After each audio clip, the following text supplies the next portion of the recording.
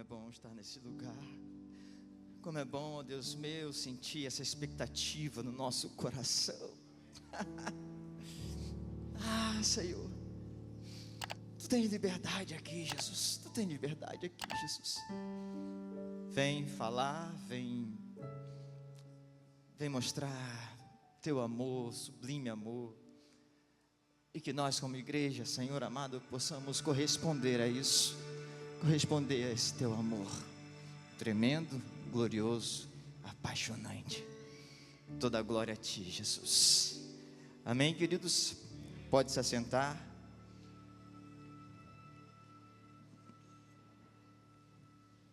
Todos são muito bem-vindos à casa, são muito bem-vindos a este lugar. E como é bom poder estar num lugar como esse. A Bíblia nos fala que mais vale um dia na presença do nosso Senhor, do nosso noivo, do que 1000 dias em qualquer outro lugar. Você crê nisso? E hoje, amado, nós vamos falar de algo especial, porque é o som da noiva. O que é o som da noiva? O abençoado. O som da noiva é aquele que você faz, aquele que eu faço, é aquele que nós como corpo, como igreja fazemos, na expectativa de receber o nosso noivo.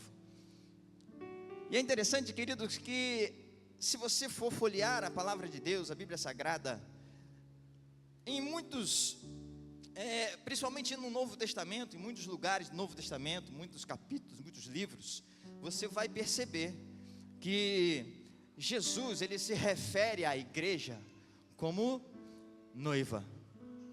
Como noiva. E é interessante que até no Antigo Testamento, Cantares de Salomão já vinha esclarecendo um pouco o que é esse relacionamento entre o noivo e a noiva. Cantares no capítulo 4, versículo 12, assim: olha, você é um jardim fechado, ó noiva minha. Você é uma nascente fechada, uma fonte selada. Você sabe o que significa? Quando Jesus olha para mim, para você, e enxerga a igreja como noiva, Ele quer dizer assim: olha, eu quero com você um relacionamento tão estreito, tão especial, que precisa ser exclusivo. É isso que Cantares quer dizer. Jardim fechado, fonte selada, uma nascente fechada é algo que é exclusivo. Sabe, Jesus, ele exige de nós exclusividade enquanto somos noiva, esperando, aguardando o noivo. Igreja do Senhor, filhos desta casa, você é essa noiva. Não sei se você entendeu. Se você não entendeu, eu queria que você olhasse para a pessoa que está do seu lado. Se você falasse para você: olha, você é essa noiva. Nós somos essa noiva. E olha que interessante. Qual é a característica dessa noiva? Você sabe que a relação entre Jesus, o noivo e a igreja, é uma analogia que descreve o amor, a fidelidade e uma união eterna. A analogia entre noivo Jesus, noiva igreja, exclusividade, como nós falamos, como nós lemos aqui, nada mais é do que uma relação de amor, uma relação de fidelidade, uma relação de união. Não é à toa, queridos, que o encontro do noivo com a noiva, ele tende a chegar ao casamento, sim ou não? E a Bíblia fala, querido, que isso é algo tão sério, que vai exigir de ambos fidelidade, amor, compromisso. E nós, como noiva, precisamos nos colocar nessa posição. Paulo, ele descreve no capítulo 5, no versículo 32 de Efésios, ele vem falando nesse capítulo de Efésios, capítulo 5, ele fala sobre o amor do marido para com a esposa. Vós maridos, amai a vossas esposas, como Cristo amou a igreja. Olha só que legal isso. E aí ele vem falando assim, lá no versículo 32, olha só, e tão grande é esse mistério, mas eu estou me referindo principalmente entre Jesus, entre Cristo e a igreja. Eu estou me referindo principalmente a Cristo e a igreja. Olha só, como que Deus é tão glorioso que Ele equipara o relacionamento nosso, noiva com o noivo, o mesmo relacionamento que o esposo precisa ter com a esposa e vice-versa. Olha só, no Evangelho de João, no capítulo 3, versículo 29, João Batista ainda afirma assim, olha, a noiva, ela pertence ao noivo. E é interessante que João, ele se coloca na posição de amigo, ele não se coloca na posição de noivo aqui. Ele se coloca na posição de amigo, porque ele fala assim, aí o amigo que presta serviço ao noivo e o espera, ouve-o e transborda de alegria quando ouve a voz do noivo. Esta é a minha alegria que agora se completa. Na realidade, João Batista, ele está falando aqui algo muito importante para os discípulos que o seguiam. Alguns dos discípulos dele chegaram para ele e falaram assim, mas João, deixa eu fazer uma pergunta para você. Você não se importa, não, você não se incomoda não, porque aquele que você batizou lá no Rio, aquele que você batizou lá, agora a maioria dos seus discípulos estão seguindo a ele. Você não se incomoda com isso não? João Batista, ele olha para assim, lógico que não, foi para isso que eu vim, foi para abrir o caminho para ele, porque a noiva não pertence a mim, pertence a ele. Eita! Sabe, quando nós começarmos a assimilar isso, a processar isso na nossa mente e colocar isso no nosso coração, meu querido, minha querida, vou te falar, nós vamos sair daqui, sabe, rejubilando, sabe por quê? Porque a posição de noiva é uma posição linda, maravilhosa, incrível. Sabe por quê, queridos? Porque a noiva, ela é amada pelo noivo. Você pode dizer amém por isso? Eu não sei se você já se sentiu amado nesse auge assim, sabe? A noiva, ela é amada pelo noivo. E como que o noivo provou que a amou tanto? Porque ele pagou por ela um dote, que no hebraico significa mohar. É um dote. O noivo, ele pagava na tradição antiga o mohar pela noiva. Não era pagar simplesmente porque estava fazendo uma mercantilização, ou seja, eu vou comprar essa menina aí. Ô sogrão, seguinte, né? Minha esposa chegou, sogrão, vou comprar a sua filha, tá? Agora ela é minha. Não é nesse sentido. O dote, ele naquela época, ele representava algo muito valioso. É como se o noivo olhasse para a noiva e falasse para a família, olha só, eu vou falar um negócio para você, eu sei que eu vou retirá-la desse convívio que vocês têm com ela, mas por isso eu quero mostrar para vocês que ela tem valor para mim. E o dote mostrava não só o valor que a noiva tinha para o noivo, como também mostrava que ele tinha condições de provê-la em tudo. Preste bem atenção. Então o dote, ele tinha essa finalidade, provar que amava a noiva ao ponto de dar aquele valor para ela e provar para os pais dela que ele tinha condições de provê-la em tudo. Ei, tem alguma semelhança com Jesus e nós como noiva? A Bíblia fala que Deus amou o mundo de tal maneira, João 3,16, que entregou o seu único filho, não foi? Aí ele veio, se fez carne, e diz a Bíblia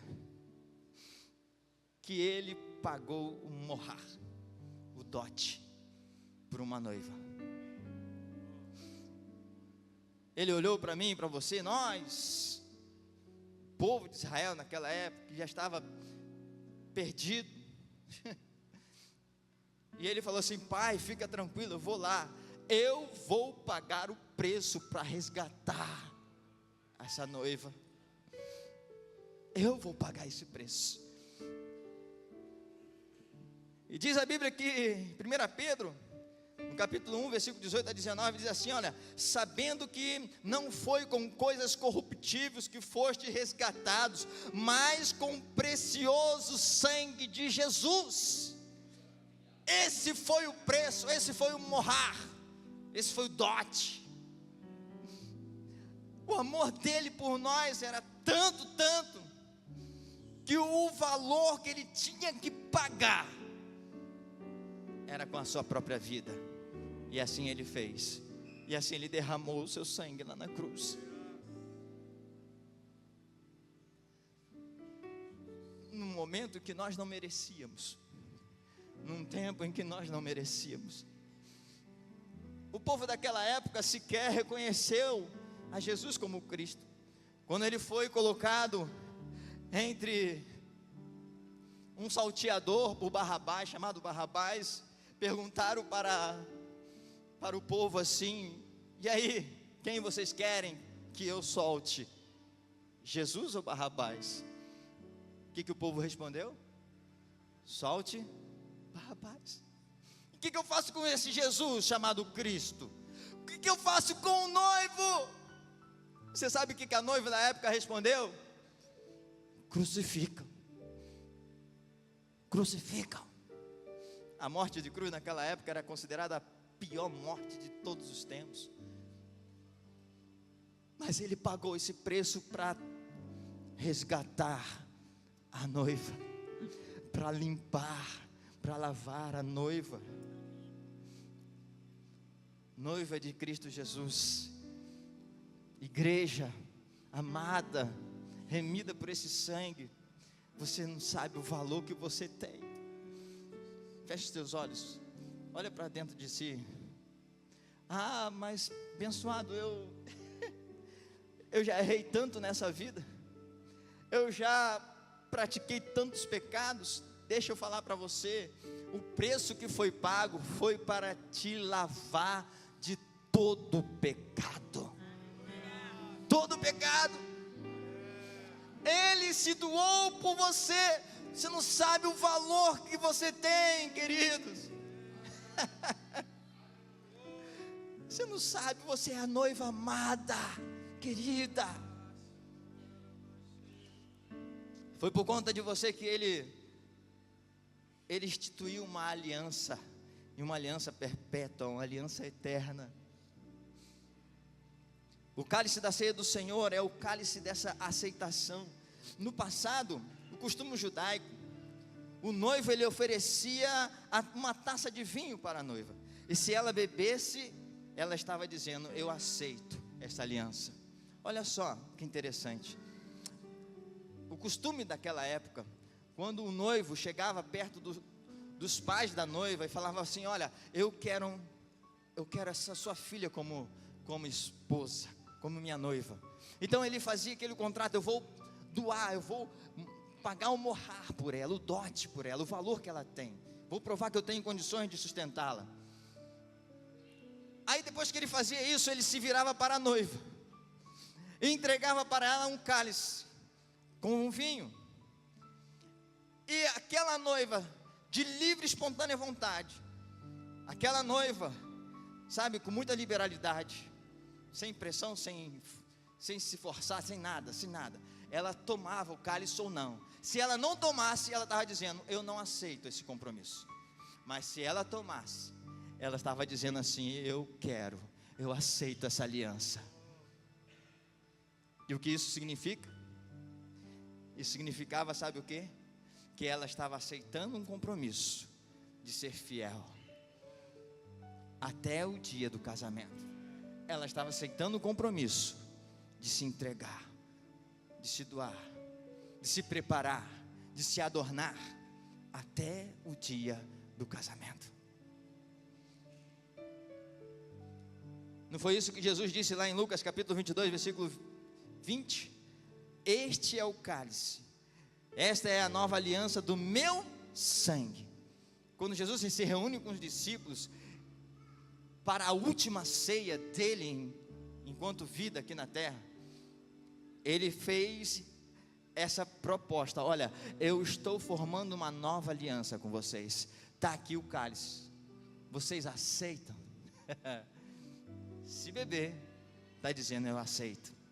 É isso que a gente faz, toda vez que nós nos reunimos para ceiarmos, nós estamos dizendo para o Senhor: eu sou essa noiva, eu espero por um grande momento, eu aceito o seu sacrifício, eu aceito o seu sangue, eu aceito ser a noiva que o Senhor tanto espera. Eu aceito, e digo mais, valeu a pena tudo que o Senhor passou na cruz, valeu a pena todo o valor que o Senhor investiu na minha vida, valeu a pena. Eu aceito e vou contigo enquanto eu tiver fôlego de vida. Se o Senhor não voltar antes, eu irei permanecer fiel até a morte.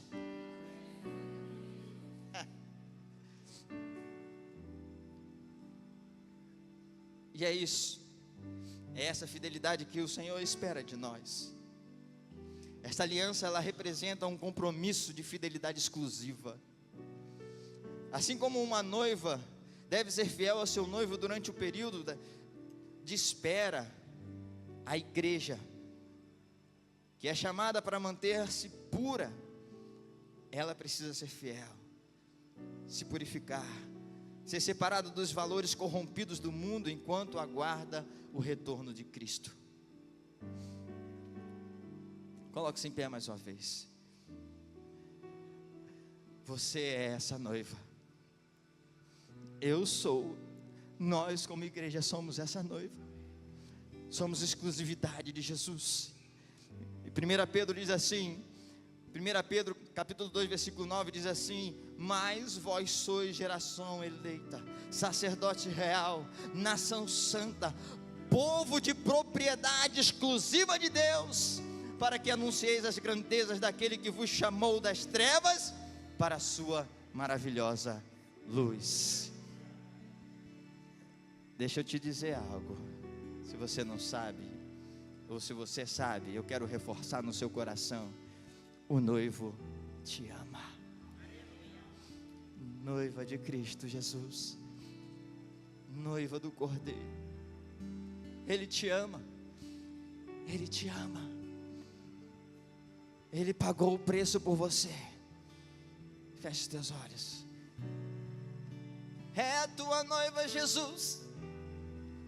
É a tua noiva, Senhor. Obrigado, Jesus, por nos transformar nessa noiva lavada pelo teu sangue.